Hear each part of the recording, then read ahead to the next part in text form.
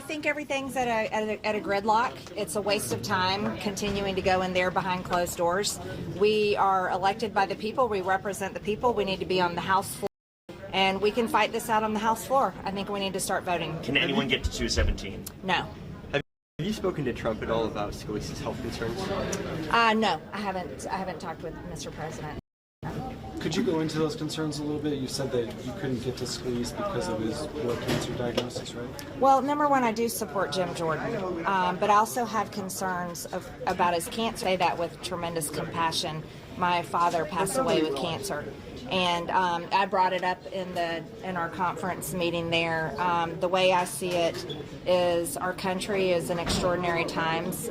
War is breaking out all over the world. That's very serious.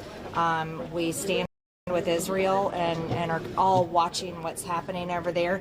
Our country is going to fund a war in Ukraine. Our border is wide open, and we're on the verge of a recession with inflation that's crippling people. And I said it like this, basically, and it's hard to say, but it's real, this is the truth, is when you're in a tight game and there's a lot of pressure happening, you don't put an injured player or a sick player on the field. That's not the right thing to do for that player, and it's not the right thing to do for the team. And Steve Scalise's district elected him, and if we elect a speaker, we elect a speaker, not his staff.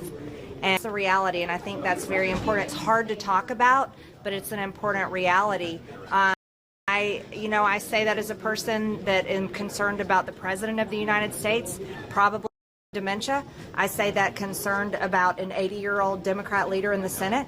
I say that concerned about the Republican minority leader in the Senate that looks like he has many strokes on camera. I say that about any office holder. They need to be at their best and they need to be at their strongest.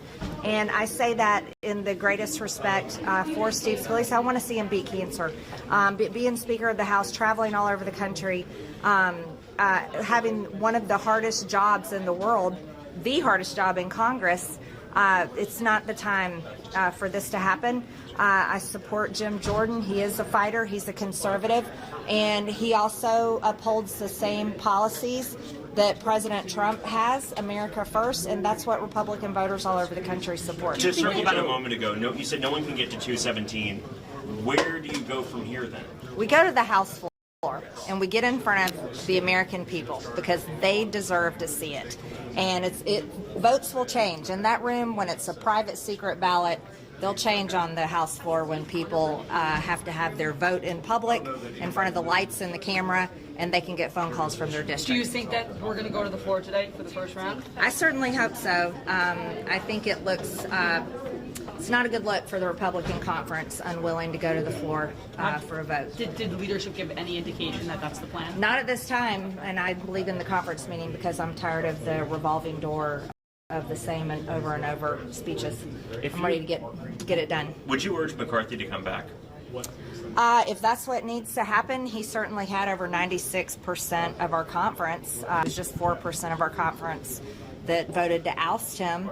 But right now, I'm supporting Jim Jordan, and I'm ready to go to the floor and vote. So do you think we heard kind of an uproar and some yelling? What sounded like yelling? Were you there for that moment?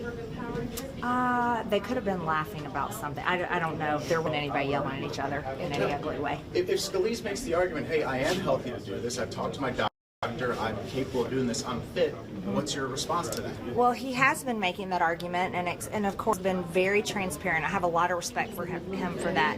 Being transparent, talking about his treatment, talking about what his doctor says, but he hasn't beaten it yet.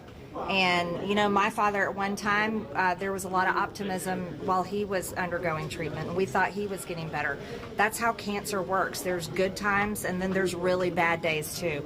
I certainly hope he beats it, but he hasn't beaten it yet. Wait, was there any discussion of empowering the Speaker pro tempore, leading potentially the House Republican Conference or on the floor, passing a spending bill, anything like that? Not at this time. I'm certainly not opposed to moving forward. There's no reason not to. There's a resolution in support of Israel. I think we should be passing that today. But we also taking votes for who our speaker is. Congressman, you said that Scalise doesn't have the votes to get to 217. Neither does Jordan. Neither does McCarthy. Are there, if those three are out of the question, what do you want want to see come up into the conversation next? Well, we haven't gotten to that point yet. I think the right thing to do is get on the House floor in front of the American people. Usually the lights and the cameras do a lot, and everybody saw that last time we went. You know, Kevin McCarthy had to go 15 rounds. I think the next Speaker of the House should be prepared to go at least 15 rounds or more. Just to follow up on that, what's your expectation though when, if they were to go to the floor today, you think that Scalise would have more than expected? You think Jordan would have more support? Like, what are you anticipating? I would anticipate support for Jim Jordan to grow. You can look at every poll, whether it's social media or other polling, the American people supporting Jim Jordan. And when representatives who are voted here by their districts go in there and they take the vote, they're going to hear from their districts, and their districts are going to be telling them. But is there a risk that the Congress would vote for Hakeem Jeffries because he has more votes than Jordan or Scalise? Well, I'm sure the Democrats are voting for Hakeem Jeffries, but Right. we're so not. He will be Speaker.